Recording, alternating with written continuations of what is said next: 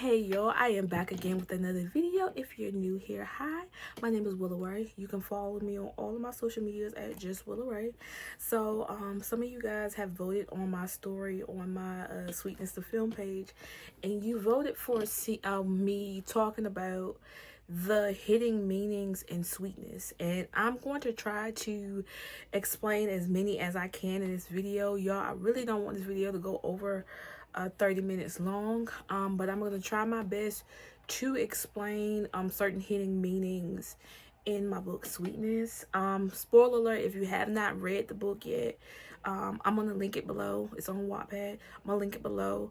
So I recommend maybe before you watch this video, maybe read the story first, because there's going to be some spoilers in this. I try not to do any spoilers in the first video that I did. It was all about sweetness.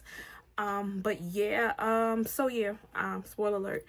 And the first thing that I am going to talk about, I do have some notes that I've written in this journal that I got today with this little astronaut on it. I don't know, I just felt drawn to it. I like it a lot. But I did write some notes to help guide me, because I know sometimes I can get really off topic when it comes to these videos and stuff.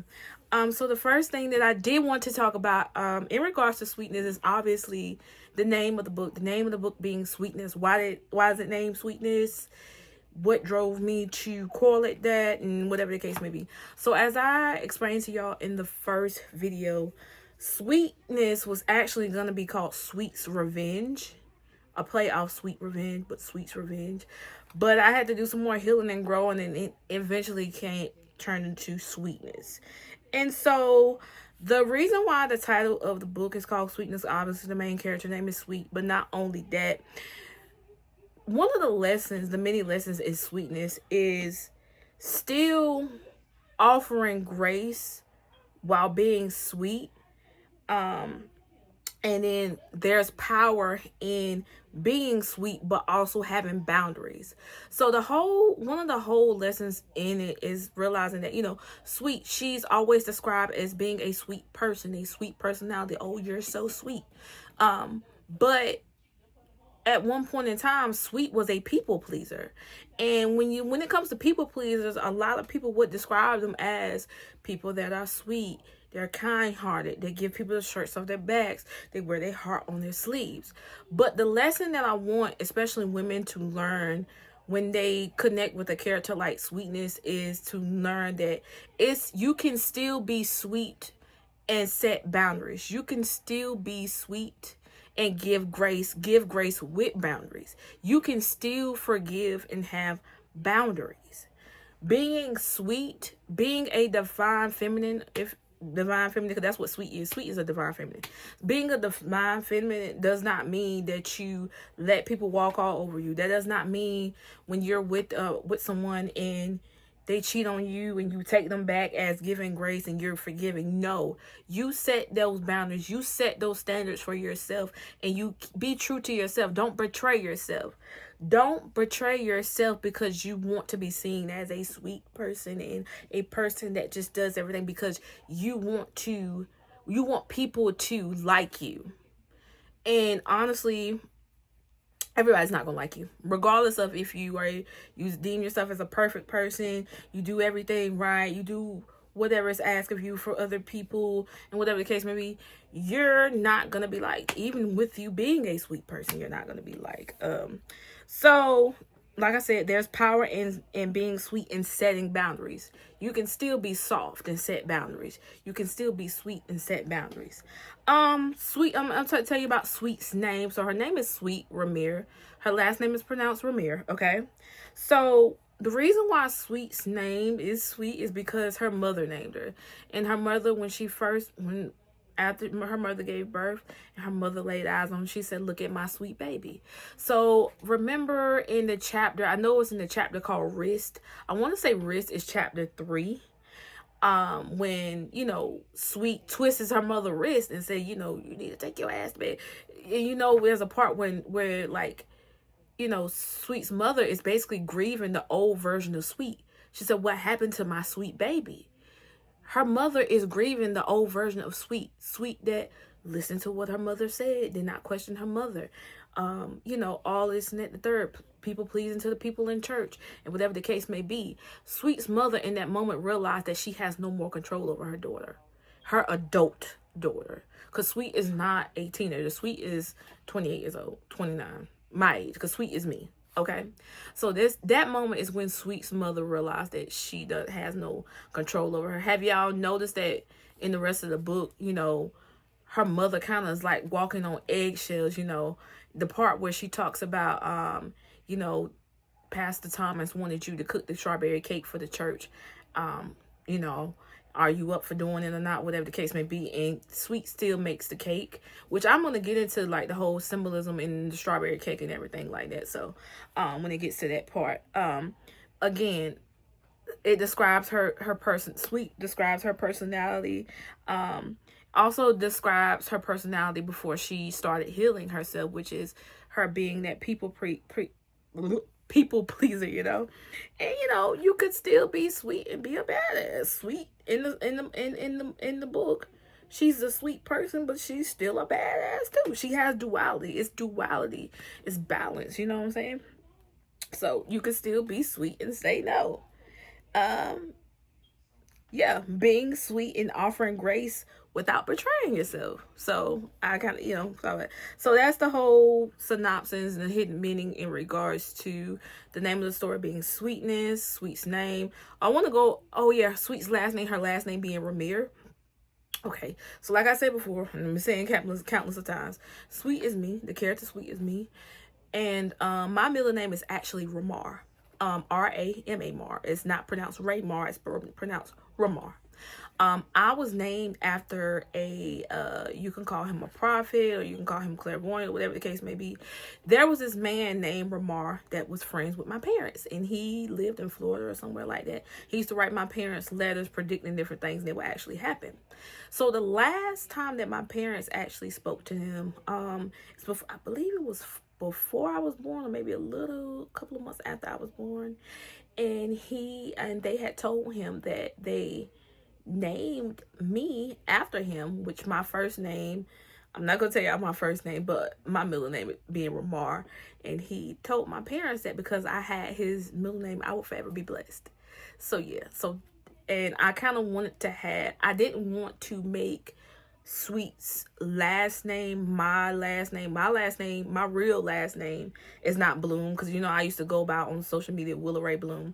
Bloom is not my last name. My real government last name is actually Riddick, and I didn't want to Sweet Riddick. It just didn't sound right. So when I first started the story, and I just kept hearing Ramir, and so I put Sweet Ramir. She does not have a middle name. I did not create a middle name for her, so Sweet Ramir. Okay, so that's how her last name came about. It's kind of giving her a piece of me. Okay, so sorry for background noise, y'all. I can't control it. Okay, so we're gonna get into the necklace.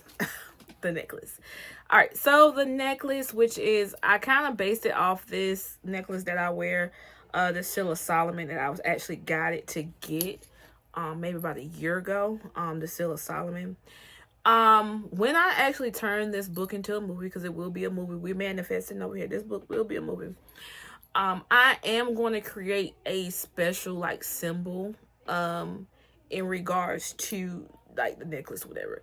But here's the thing about the necklace, y'all. The necklace was never meant to be a whole compass in the story. It was never meant to be that. It was never meant to stay with Sweet the whole entire like book. Okay, so it was never meant that. So you notice in the beginning, the necklace is interacting with Sweet. It's cold one minute, it's hot, it gets so hot to the point where it burns her, but it never really scars her. Notice how, you know, she never talks about having any scars or anything, because it doesn't scar her, because it's not meant to stay with her. It's not meant to stick with her. You know what I'm saying? Because the whole thing with the necklace was to test Sweet's intuition and faith in herself. Because the power was never in that necklace. The power was always within Sweet. The necklace was reacting because of Sweet. It wasn't the other way around.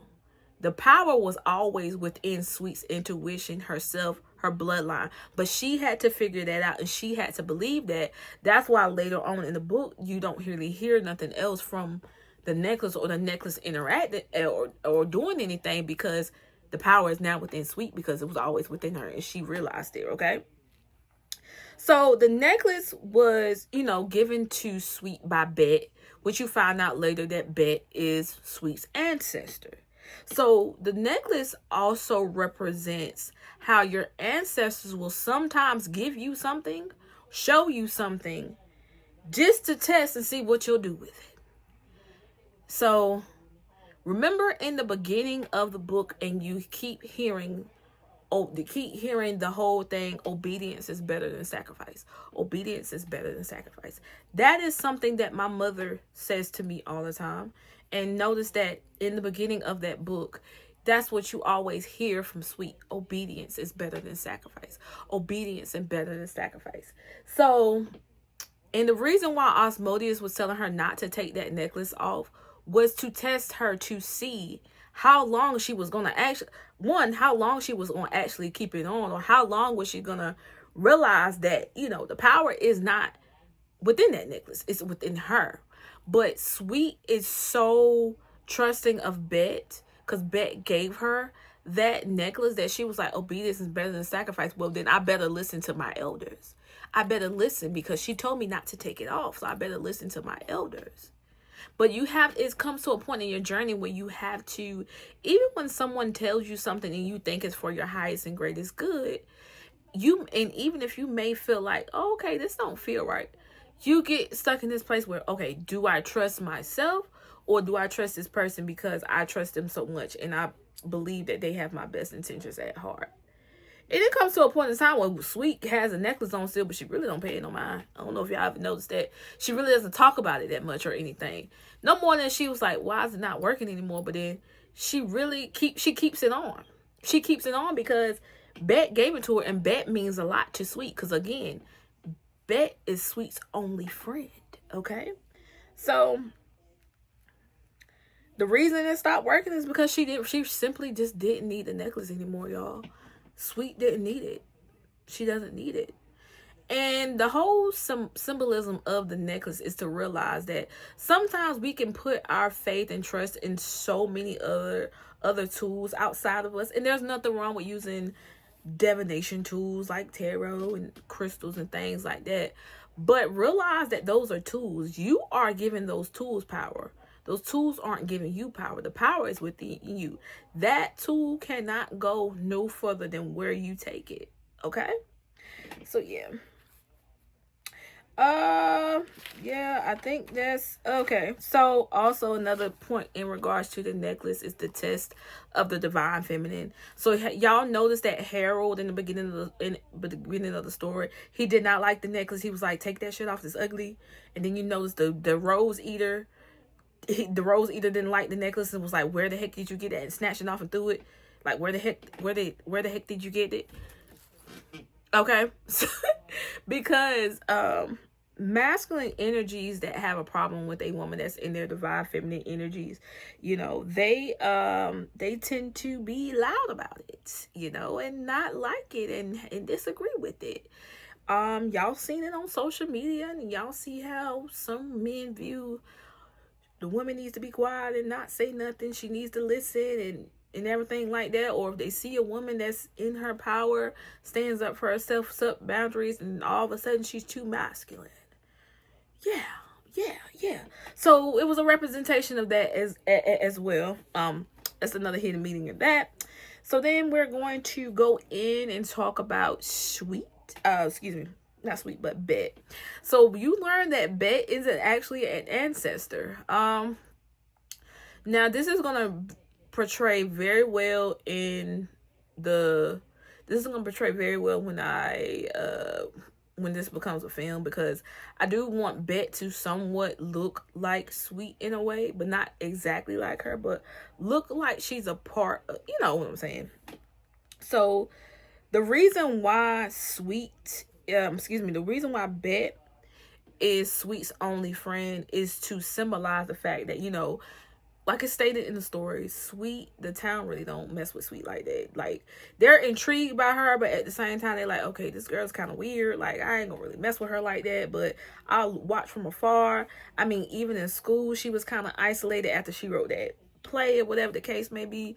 So, Bet being Sweet's only friend is to represent that even in your, like, even in your 3D life, like in your waking life, in your, while you're alive or whatever the case may be, even when you feel like you're alone and by yourself, you're never alone, because there's always people on the other side rooting for you. Your ancestors, your spirit guides, other, if you work with deities and stuff that are truly for you, there's always somebody on the other side rooting for you, and they want you to succeed.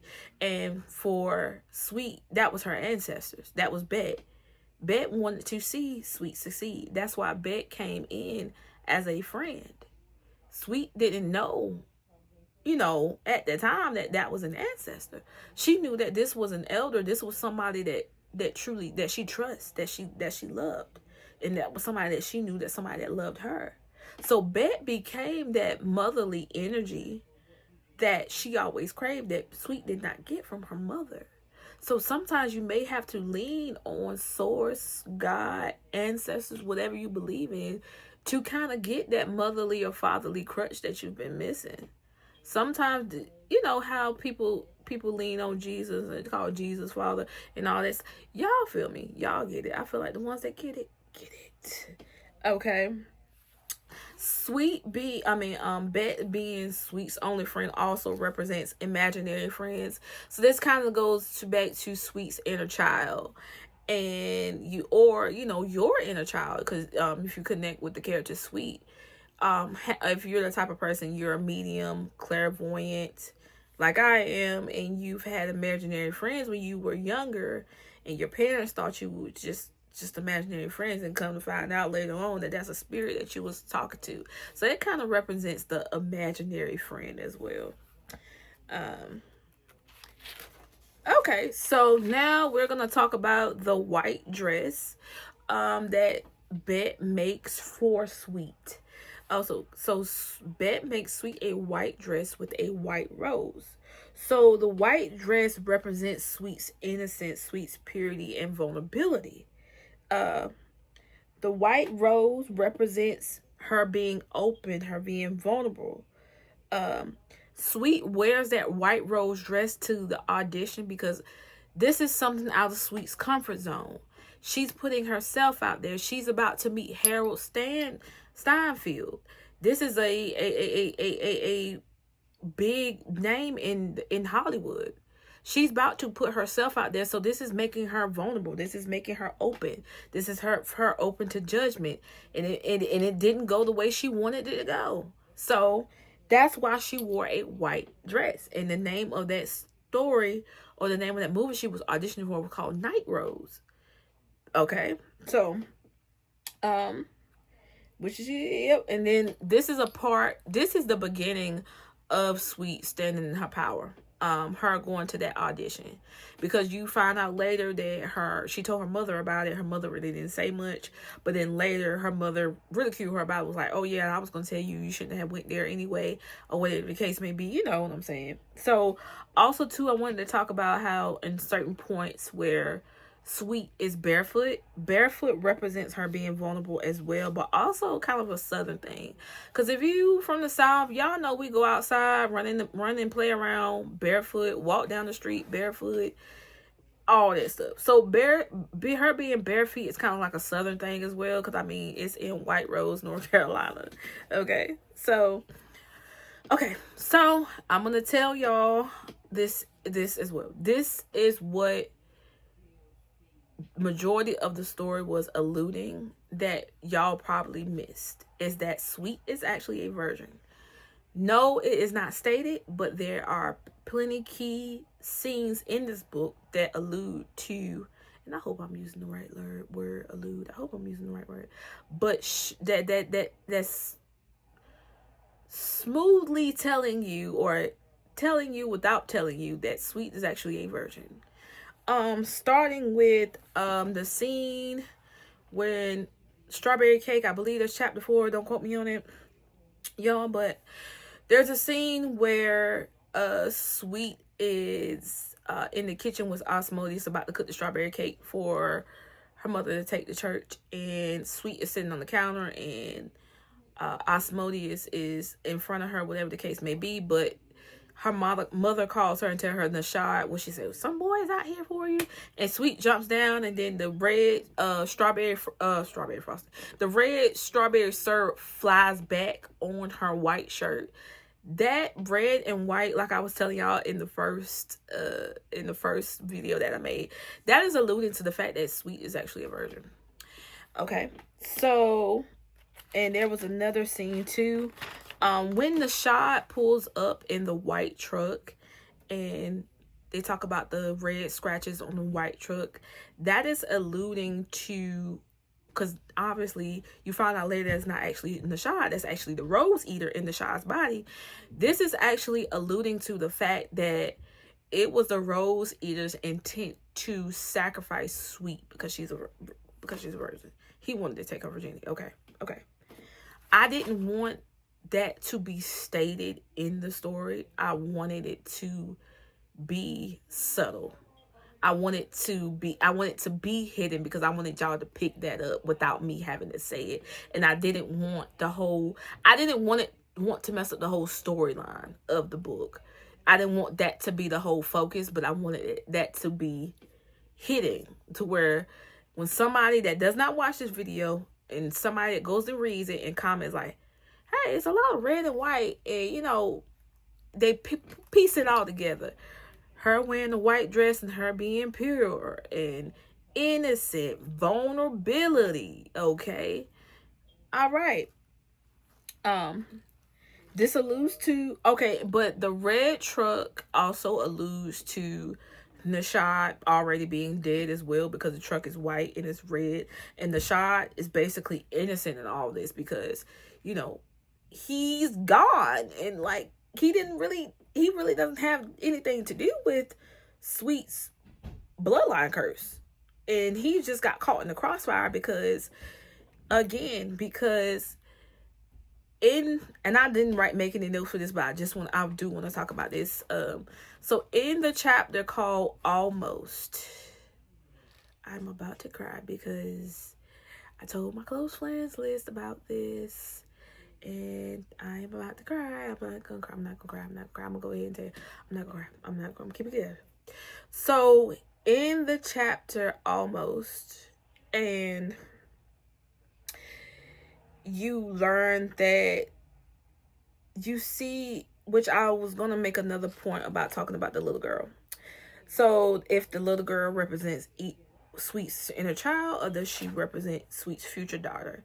And she represents both. She represents Sweet's inner child, but then she also represents Sweet's future daughter. Nashad and Sweet were supposed to meet. They were almost going to meet, but the Rose Eater came between that because the Rose Eater did not want Sweet to procreate with Nashad because of Sweet's firstborn. I don't want to go into too many details about Sweet's firstborn because I want to save that for book 2, which I would know more about in book 2 in regards to Sweet's firstborn. But it's something significant about Sweet's firstborn as to why the Rose Eaters were trying to block her from being born. Okay, so that's why they wanted to sacrifice her as a virgin. Okay, but anyway,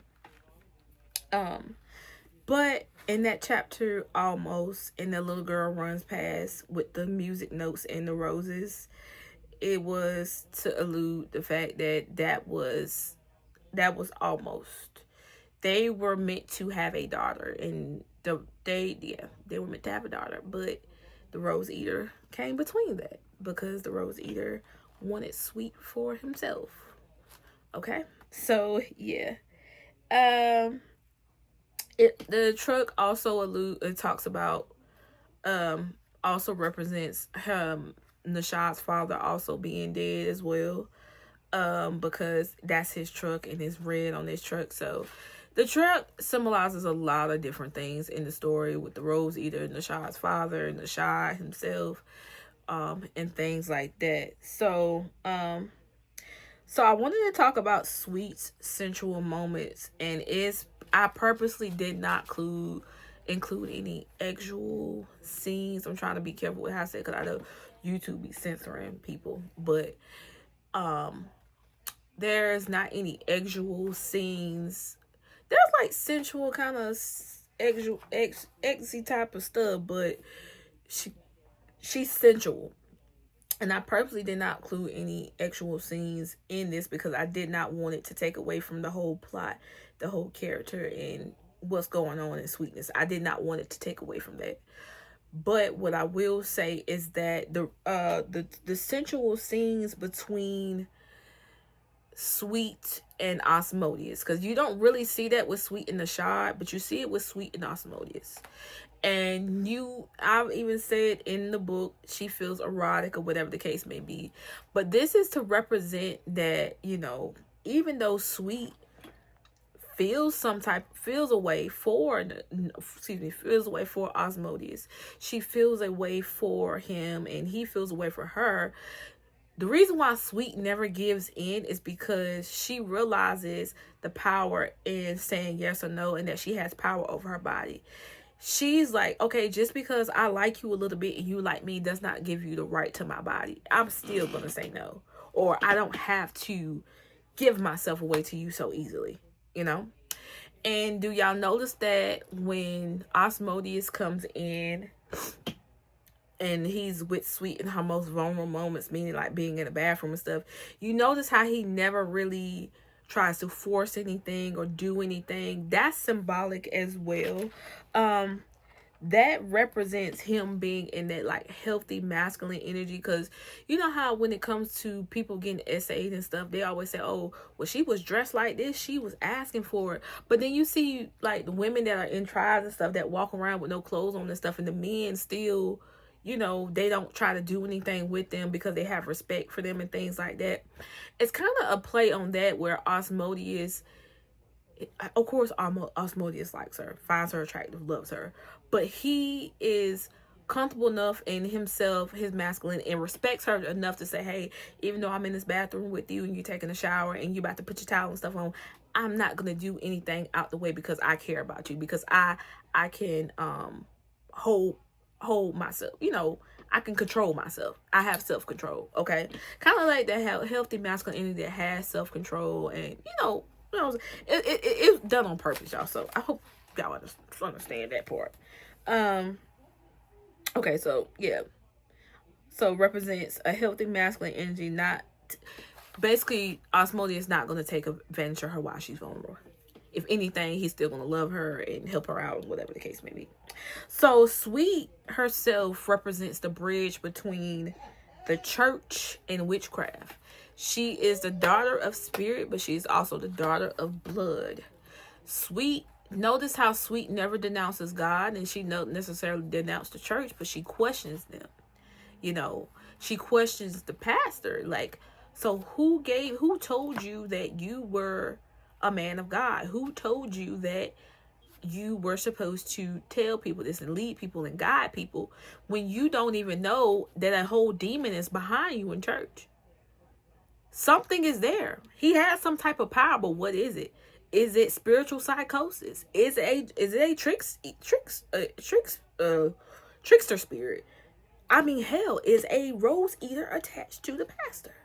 You have to ask yourself these days. So you remember the part in chapter whatever, I think in chapter 2, chapter 3, when Asmodeus, like, it's crazy how, I'm standing in here in his church and he don't even know I'm standing right behind him. But he's supposed to be so connected to God and stores and stuff. And the whole thing about when he's saying that Sweet need to give her life over because he feel a change over her. People can feel your power. People can feel a shift in your life. And they can only interpret it the way they know how. So just like Christians, when they see somebody that can predict the future or have dreams and stuff like that, they quit to call that person a prophet, or let them prophesize over you, or spiritual out there call them a seer, clairvoyant, a spiritual medium, or something like that. And I'm pretty sure in other cultures and things they have different names for it. People have different names for different things, and they may only understand it the way they know how to.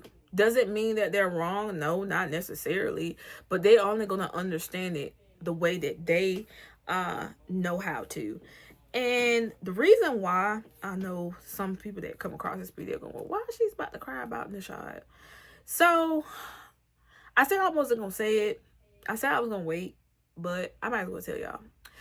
So, and this video is 30 minutes. This video is probably going to be longer than 30 minutes. So, I told y'all, or most of y'all know, that if you've read the story or if you paid attention to anything that I've posted on the Sweetness the Film page, y'all know that I said that Nishad was loosely based off Chris Brown.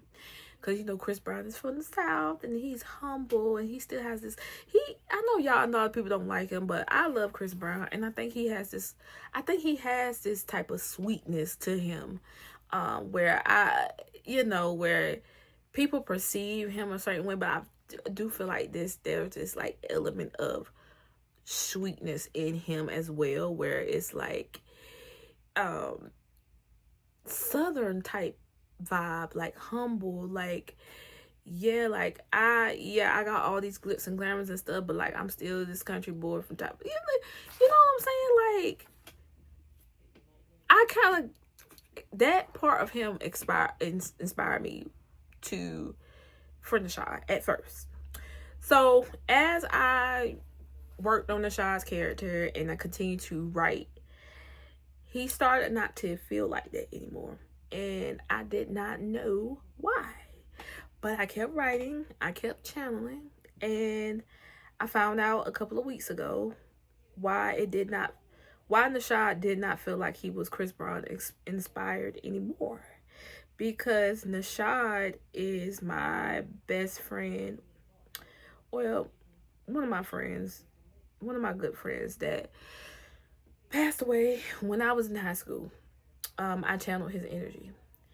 And that chapter almost is about my friend.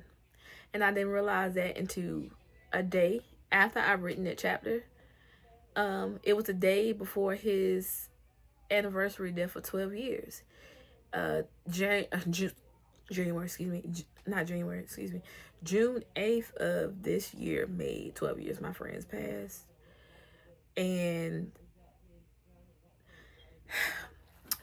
And that's when it all came crashing down, and I realized that was my friend I was channeling, even down to describing what Nishad had on in that chapter. I'm like, this sounds very much like something that my friend would wear.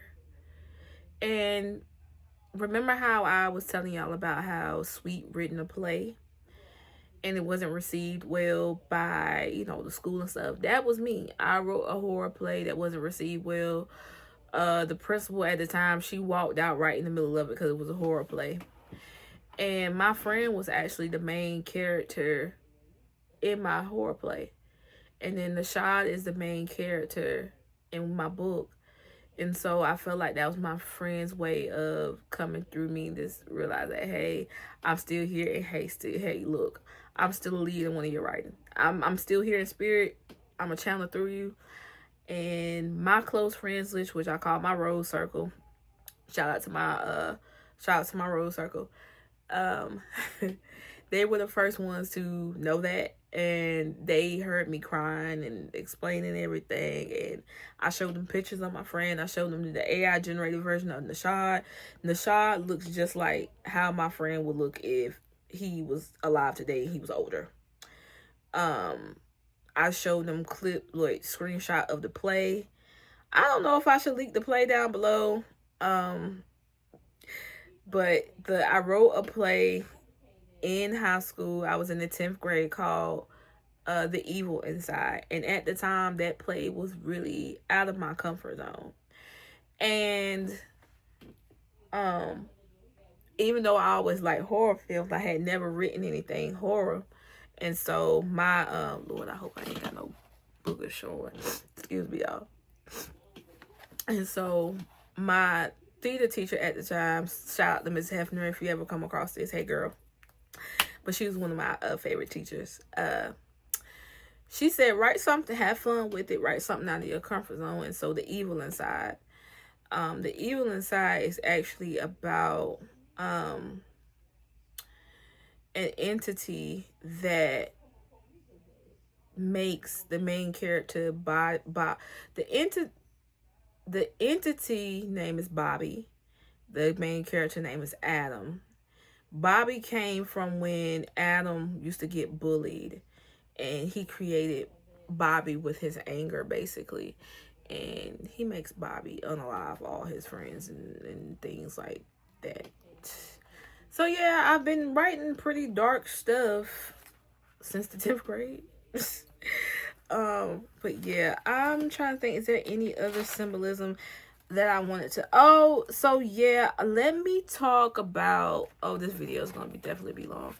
Okay, so let me talk about when you get towards the end, when Sweet finally defeats the Rose Eater and she cuts the Rose Eater head off, and she is walking down the dirt path with the Rose Eater head.